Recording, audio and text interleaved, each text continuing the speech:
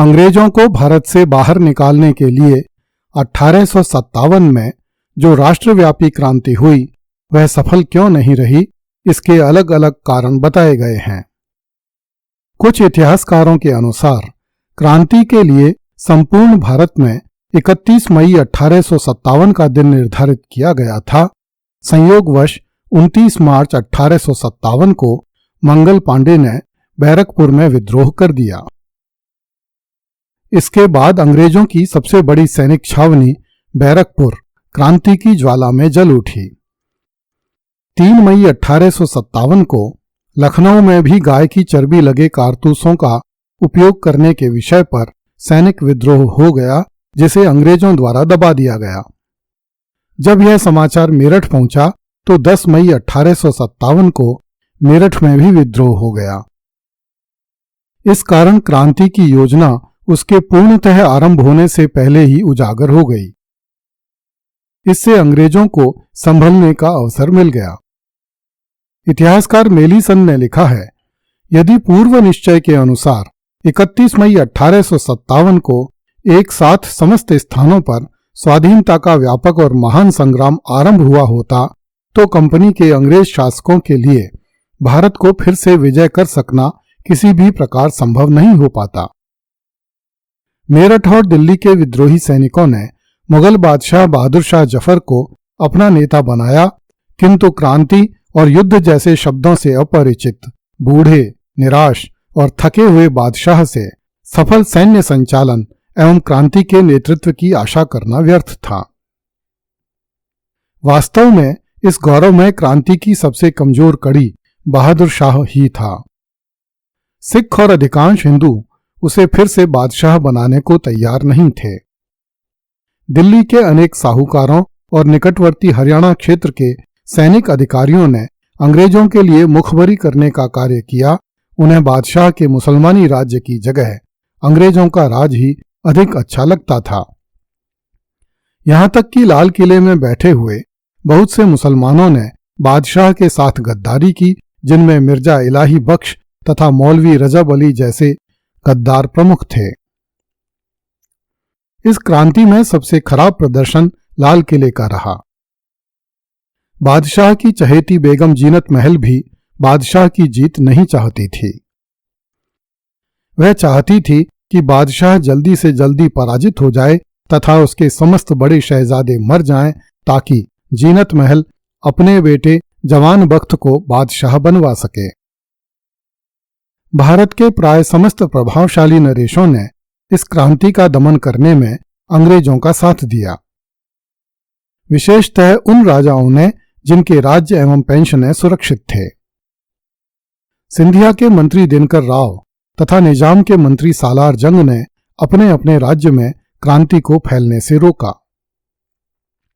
विद्रोह काल में स्वयं लॉर्ड केनिंग ने कहा था, यदि सिंधिया भी विद्रोह में सम्मिलित हो जाए तो मुझे कल ही बिस्तर गोल करना पड़ जाए। राजपूताना के लगभग समस्त नरेशों ने अंग्रेजों की भरपूर सहायता की।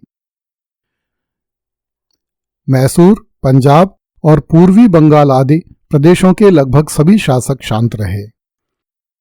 इनमें से कोई भी राजा अंग्रेजों को भगाकर भारत को फिर से मुगलों और मराठों को समर्पित करने का इच्छुक नहीं था। यहां तक कि महाराष्ट्र, मध्य भारत और गुजरात का कोई बड़ा शासक क्रांति में सम्मिलित नहीं हुआ। इसमें कोई संदेह नहीं कि यदि भारत के कुछ बड़े राजाओं ने मिलकर अंग्रेजों के विरुद्ध व्यूह रचना की होती तो अंग्रेजों को भारत छोड़कर चले जाना पड़ता।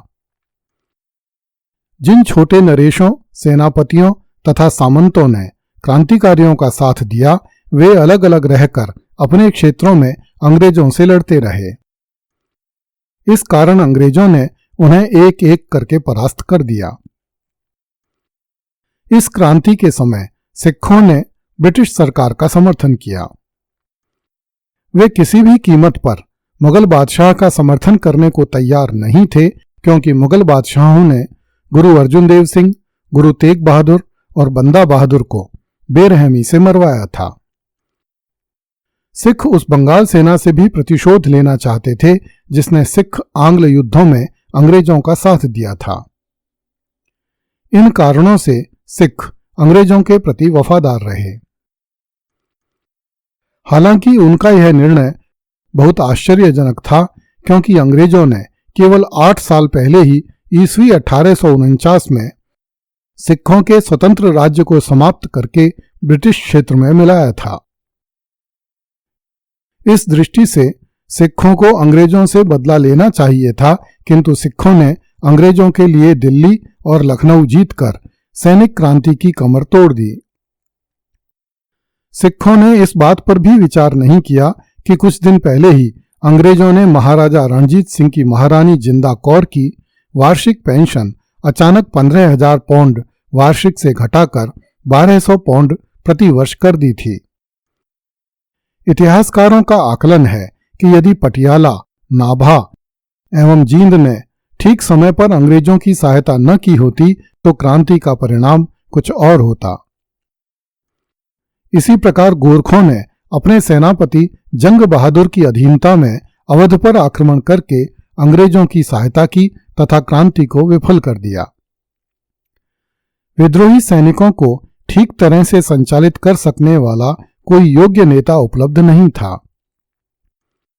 नाना साहब, रानी लक्ष्मीबाई, तात्या टोपे, आऊआ ठाकुर कुशाल सिंह, जगदीशपुर का जमींदार कुंवर सिंह जैसे नेता समग्र क्रांति का नेतृत्व करने की स्थिति में नहीं थे। 1857 की सैनिक क्रांति को देश के बहुत से हिस्सों में जनता का समर्थन मिला, किंतु कृषक एवं श्रमिक जनता इससे प्राय उदासीन रही। इस कारण यह क्रांति जन क्रांति नहीं बन सकी।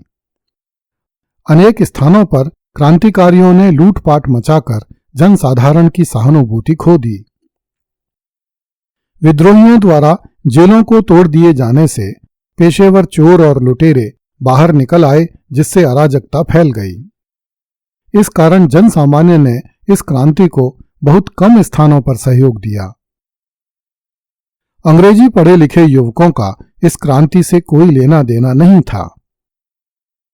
अंग्रेज अधिकारी ट्रेवेलियन ने लिखा है, अंग्रेजों के गले काटने की बात सोचने की बजाय अब हिंदुस्तान के लोग अंग्रेजों के साथ उच्च न्यायालयों में या मजिस्ट्रेटों की कुर्सियों पर बैठने का स्वप्न देख रहे थे। वे पंजाब और नेपाल की राजनीति पर अटकल लड़ाने की बजाय फ्री प्रेस और मुक्त वाद विवाद की भलाइयों पर सोच रहे थे, और वे अपनी वाद विवाद सभाओं में लच्छेदार अंग्रेजी में व्याख्यान देने का स्वप्न देख रहे थे। अगली कड़ी में देखिए, लाल किले के मालिक को भारत में 2 गज जमीन भी नहीं मिली।